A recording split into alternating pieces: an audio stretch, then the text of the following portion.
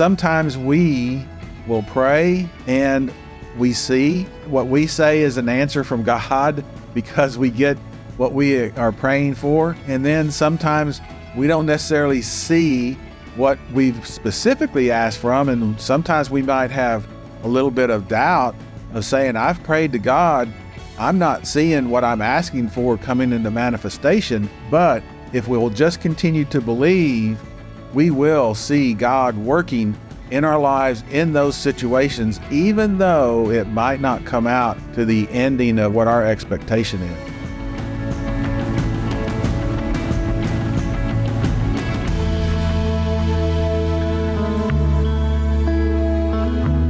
The Gospel of Mark is a lot of going and doing. There's a lot of action, and it happens very quickly. And today in Mark chapter 5, we're going to feel that action in this account. We saw last time how there was a synagogue official named Jairus who came to Jesus asking him to come and heal his daughter who was at the point of death. While Jesus was going, there was a great crowd pressing in, and Jesus could feel one woman who had come up from behind him and was healed of a issue of blood that she had had for 12 years. And as we pick up the story again now, we're going to see what happened to Jairus' daughter. So Steve, can you go ahead and read in Mark chapter 5, starting in verse 35, we'll find out what happens to Jairus and his household. While he was still speaking, they came from the house of the synagogue official, saying, "Your daughter has died. Why trouble the teacher anymore?" But Jesus, overhearing what was being spoken, said to the synagogue official, "Do not be afraid any longer, only believe." And he allowed no one to accompany him except Peter and James and John, the brother of James. They came to the house of the synagogue official, and he saw a commotion and people loudly weeping and wailing. And entering in, he said to them, "Why make a commotion and weep? The child has not died, but is asleep." They began laughing at him, but putting them all out, he took along the child's father and mother and his own companions and entered the room where the child was. Taking the child by the hand, he said to her, "Talitha cum," which translated means, "Little girl, I say to you, get up." Immediately, the girl got up and began to walk, for she was 12 years old. And immediately, they were completely astounded. And he gave them strict orders that no one should know about this, and he said that something should be given to her to eat. Of course, Mark is a book of action, as we said. And in this particular section, you can just feel the action. Things seem to be happening very quickly. You can almost feel the crowd pressing in around Jesus. You can almost hear the mourners wailing. Very descriptive language here. Verse 35, while he was still speaking to the woman with the issue of blood, they came up to Jairus, and things happened just sort of very quickly, one after the other after the other. One of the verses that we read there had the word immediately twice in it. So things are happening quite quickly here with Jesus. And I'm sure if we were a disciple of his, we would see things happening quite quickly. Steve, even today in ministry, sometimes we feel like things are happening quickly, but it's all in God's timing, right? It is in God's timing, and sometimes it's hard for us to wait on God's timing because we might think that things are moving a little bit slowly. But yeah, as we see Mark go through here, one miracle after another, he just keeps going without any type of long discourses or anything else between, like we see in some of the other Gospels. He's getting right to the point of who Jesus is and what he's doing. The main point of this section that we just read, of course, is this man Jairus and his daughter who had died. She was sick. He goes to Jesus to ask for, come to my home and heal her. While Jesus is on the way, word comes to him and say, she's already died. Why trouble the teacher? Well, in verse 36, Jesus turns around and responds. What did Jesus tell Jairus when he heard the news of his daughter's death? He told him, said, "Don't worry, just believe." It's almost like you could picture him after being told the news, that he turns to Jesus, and Jesus can see the panic or fear in his face, and Jesus consoles him and tells him, don't be afraid any longer, just believe. He turns to Jairus, don't be afraid, just believe. That's really the message he gives to all Christians, because we, at some point or another, get into very fearful situations in this world. We get into situations that we don't know what to do, or whether we're making the right decision, or what sort of issue is going to slam us next. Our Lord turns to us and says, don't be afraid, just believe. And he doesn't tell Jairus here what he's about to do. He just says, don't be afraid, just believe. And he doesn't tell us as we go through life what's going to happen next. And sometimes I'm thankful that he doesn't. Sometimes we're wishing he would. But don't you think, Steve, that that's really where we are? We don't know what's going to come next in this life. Might be good, might be quite painful. But Jesus turns to us and says, don't be afraid, just believe. What drove Jairus to come and search Jesus out amongst this great throng of people that are going with him was his faith, was his belief that Jesus was going to be able to take care and heal his daughter from this sickness. And while they're there, the daughter passes into death, and Jesus gives that comforting thing, just believe, don't worry, just believe, meaning, in my opinion, he's telling them, you came here under the faith that I was going to be able to heal your daughter. Well, just because she has passed on now doesn't mean that I still can't bring her back to life. Don't worry anymore, only believe, which had to be certainly comforting words to Jairus in that time of distress. Jairus was already, I'm sure, emotionally distraught because he had watched his daughter get very sick. He knew she was at the point of death. That's why Jairus went to get Jesus. And now he hears the news, your daughter has died. No need to go talk to the teacher anymore.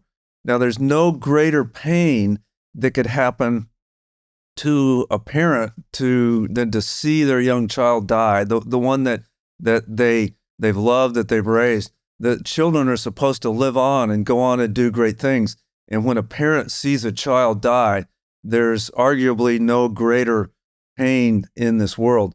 So he hears this devastating news, and immediately afterwards, Jesus turns to him and says, don't be afraid, just believe. So if we were to attempt to put ourselves in Jairus' position, what do you think he's thinking emotionally? What's going through his mind when he hears this hugely devastating news that his daughter has just died, but yet the Lord is telling him, just believe? I'm late. It's too late. I haven't made it in time. He might have even been thinking, if he would have come a little bit quicker and not spent time with this lady that had the problem and the issue, maybe he would have been able to make it to where my daughter was not dead yet. I mean, those are all speculative things, but they're things that you would think that a parent would possibly be thinking. And again, I think the fact that Jesus tells him, don't be afraid any longer, only believe, gives us an indication that there was some sort of a panic or something in Jairus. You mentioned earlier, though, things happen on God's timing.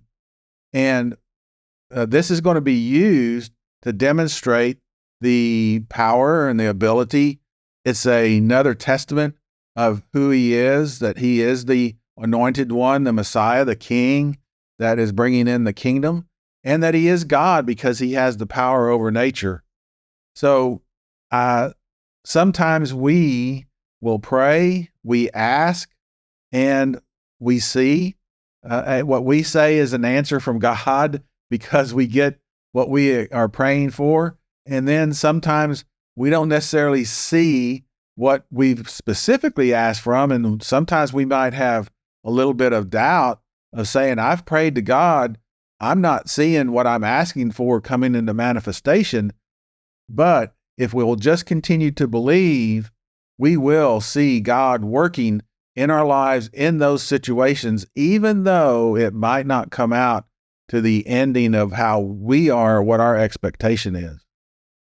if I try to put myself in the shoes of this man Jairus, it's really hard to plumb the depths of his pain at this point. He had just heard the news that his greatest fears have been realized, that his daughter had died. And I'm sure he is as low as a man can go. Devastating news. Jesus tells him, don't be afraid, just believe. We will go through life and we will sometimes get very painful news. And sometimes we'll be tempted to get to the point of despair. Despair is when we've lost not only all hope, but all strength. There's no ability to even try to continue in life. That is despair. And so at this point, we know that we will get bad news at times. That's just part of this life. We live in a cursed creation, and we will get bad news. But Steve, if we ask the question, two questions really, what should we do when we get terribly bad news as Christians? And is it ever justified for a Christian to get to the point of true despair? Well, we should continue to believe. And I have experienced a time of despair in my life with the loss of my wife, and of course my children as well, in the loss of their mother several years ago. And it is a low place. And when somebody loses a loved one, it's a low place in their life. But I never lost faith. I continued to believe through it. And because Tina was a believer, I'm looking forward to being able to meet her again. So from that perspective, I think that we as believers should not get to a place of extended despair, but we might be at a place of despair for a few hours or a couple of days.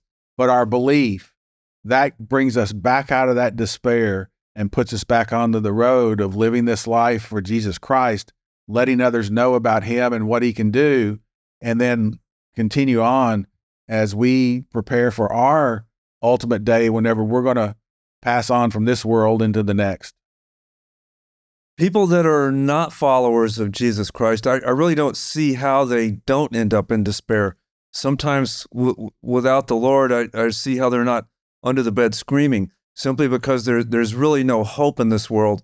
And there's so many things that just wave after wave of horribleness in this world. And so the people that are not believers have justification for despair. But the Christian may get into a human condition, and human weakness may bring us to the point where we feel we have no strength. But the Christian, if we just realize our position in Christ and realize who God is, we have no justification for staying in the point of despair. That's the message here. And even Jairus, who had just lost his precious young daughter, the Lord can turn to him and he can turn to us and say, don't be afraid, just believe. And I think that's the message that can keep us all going, that can keep us from the lowest of the depths of despair. Then, so they go to Jairus' home, and in verse 38, they get to Jairus' home. What are they doing when he gets there at this house? There's a group of people there that are wailing and weeping inside the house. And this is something that would happen with friends and family that would come in, and they're mourning the death of this little girl. They must have known that she was at death's door, because now the mourners are already there. The mourners are already at the home going through crying. And some cultures and some of the Mideastern places would have hired mourners. I remember seeing a museum and where they would have tear cups, and they would charge and get paid by how many tears they cried. So these were most probably a mixture of some of the neighbors, but there's a clue coming up, as we'll get to it, that these people weren't really friends of the family and were probably professional mourners. But they're wailing and crying, and that gives us a clue that she's truly dead. This girl had truly died, or they wouldn't have sent for Jesus in the first place, wouldn't have had the mourners ready to go, and this was their last-ditch effort, and now she's died. They wouldn't have had mourners if she hadn't actually died. Their response after Jesus tells them, "Why make a commotion and weep? The child has not died, but is asleep." So what's their response to that? They began laughing at him, and he in turn put them all out. He wasn't going to fool around with them. I think this is the indication that you were talking about. If they were truly mourning the death of this girl, they wouldn't have laughed at Jesus saying, "Why are you doing this? She's just asleep." If anything, they would have been happy or amazed maybe. "Oh, you mean you're going to do something?"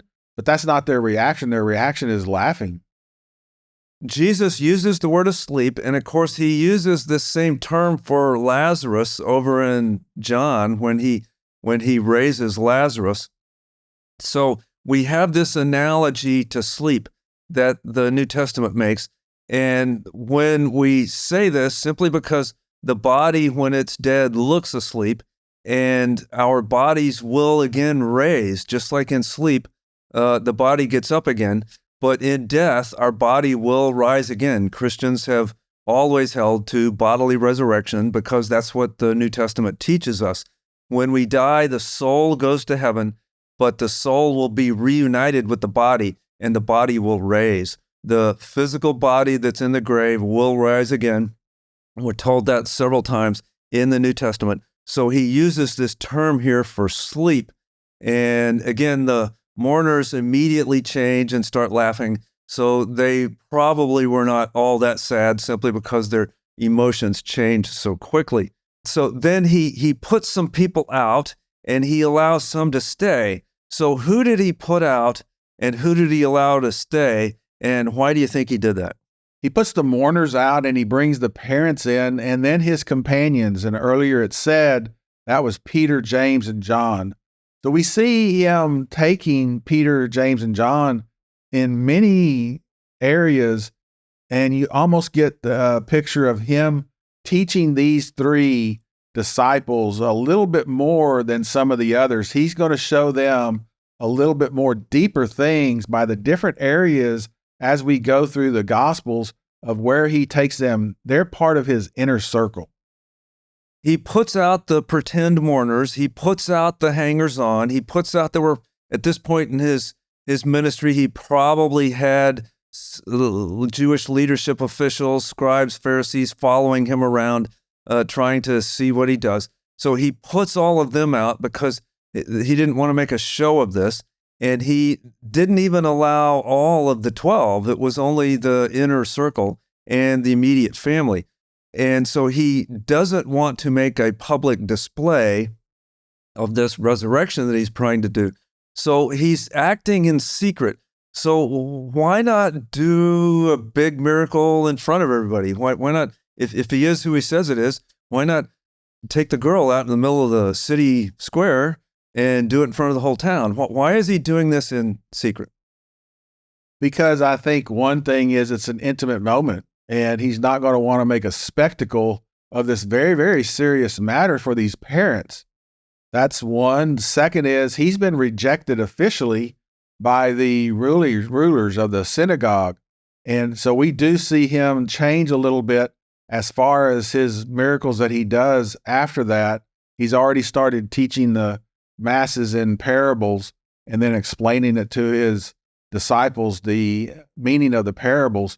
So I think it is a little bit of a change in his ministry now that he's been rejected officially by the synagogue. But the bottom line is this is a serious matter to these parents, and he's not going to make a spectacle out of the resurrection of this little girl. If I ask myself why he does this, the first thing that comes to mind is that it's just not his time yet. He knows the situation and when it's time to do things, and he knows it's not his time. Remember Lazarus? He raised Lazarus from the dead. And if you remember where it was near Jerusalem.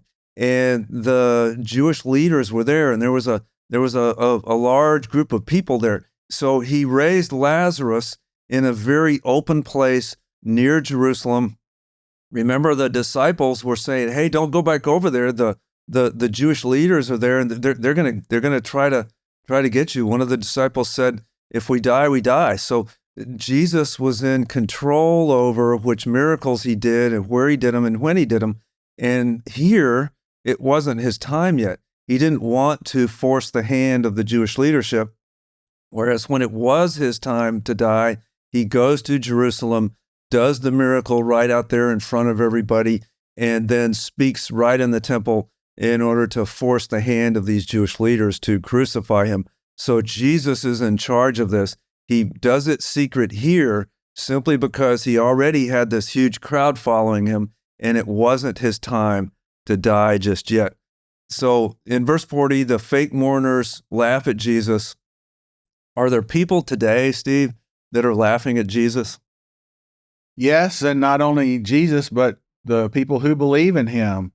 They laugh all the time, being skeptics and think that people believe in something that is false, something that is a myth, something that's made up, and they take great pleasure in laughing and mocking believers. But all you can do is know that you have a personal relationship with Jesus Christ, and they don't.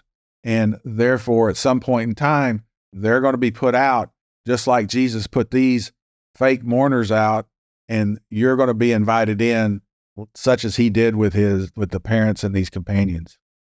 In this story, the people laughing at Jesus did not see the miracle. In our day, the people that are laughing at Jesus do not see him work. Who sees Jesus work? It's the people who have the faith. The people that see Jesus work are the people like Jairus, the people that Jesus will turn to him and say, don't be afraid, just believe.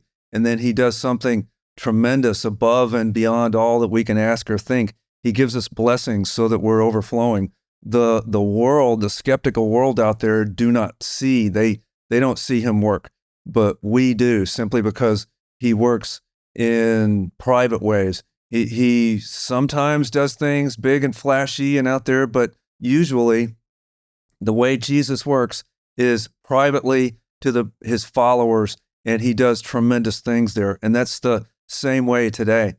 To those who are open, Jesus speaks to us in tender ways, just like he spoke to this girl. Look at verse 41, that he took the child by the hand, which is a very tender thing to do. And he said to her this very tender thing, Talitha cum, which is translated, little girl, I say to you, get up. So he does this very tender thing. He speaks in the local language, a language that the girl would understand, using a term of endearment, little girl, that the girl would understand. And to those that are open, they will hear his voice, and he will speak in a very tender way. The Pharisees, who are hard and judgmental, Jesus spoke in riddles and parables and harsh language, and he ultimately puts them out.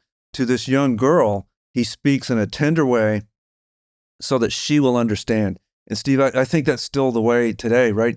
People that are critical, the Bible speaks quite harshly to them, but the people that have faith in Jesus and are followers of him, we hear a very tender voice, do we not? Well, we do. And, part of it's because we're constantly going to him and conversing with him. And what I mean by that is through prayer, asking him for advice, asking him for wisdom, asking him for healing of people, of sickness, different things. And also, when I say asking, wanting him to give us that wisdom and advice so that we can follow it. Well, that's all done in a very respectful and honorable way. So there is no need for any type of shouting or anything else like that. It's the voice of the Holy Spirit that we receive whenever we become a believer in this church age. And we have their comforter. He's there to guide us. And that is the way that God speaks to believers today. The question that each of us should ask ourselves is, how does he speak to me? Is he speaking to me in a term of endearment like he does to this girl? Or does he speak in a very harsh way? Or do I not hear him at all? If I don't hear him at all, then maybe it's because I'm not his child, and maybe I need to go and fall at his feet and ask for forgiveness, because he will speak. He will speak to you through his word, through the Bible. That's how he speaks to us today. And he speaks in very tender ways. And those of us that are his followers, that are his children, will hear his voice and will hear him quite tenderly and quite profoundly. He speaks to us in tender ways, whereas the people are outside, he either, the people that are laughing, he'll either put them out and not speak to them at all, or if they're religious hypocrites, he will speak quite harshly. The other thing, Steve, I think that we can find here in this account, if we look at this chapter, we see this account of the woman with the issue of blood and Jairus and his daughter, and we have this story here that has these tender little details and these moments that really can only be explained by the idea of an eyewitness account. There are these little details that have nothing to do with a theological point, but they tell a story and make it real for us. And they also tell us that whoever is telling the story was there. For example, Jairus fell at Jesus' feet. Well, that he was a synagogue official that was kind of a high job in the community, typically didn't fall at somebody's feet, especially a rabbi with no credentials, is what he thought.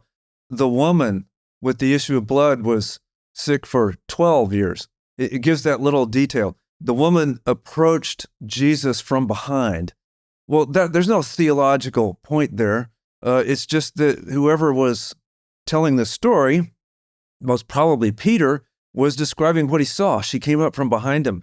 The fact that Jesus was still speaking to the woman and he got interrupted by the messenger from Jairus' home, the exact number of people who witnessed the event, the exact Aramaic phrase that Jesus said, Talitha cum, which is this term of endearment.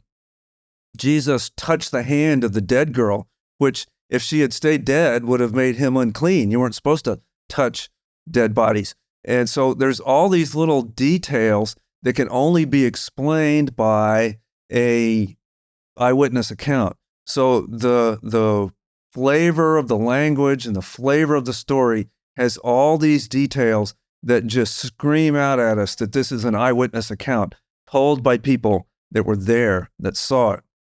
The other thing that I notice here in verse 41, when he uses that term, Talitha cum, which translated means, little girl, I say to you, get up. Well, Mark, and we're going to see it a couple of times in the next chapter or so, he translates these words. And Steve, I've run into many people over the years that seem to think there's an issue with translating the scriptures. It's really not. I mean, the Mark that wrote this knew Aramaic, he knew Greek, he knew the ability to which words to translate, and he was wise enough to translate the right ones, because here was a very common term of endearment, little girl, but it's a tender moment. He translates that. So Mark was Peter's interpreter. He knew the languages, and so we can trust our Bibles simply because there's no issue there with translations. And Steve, I just find that there's so many things here that's so rich that once we start reasoning through these stories, then we find some tremendous gold nuggets.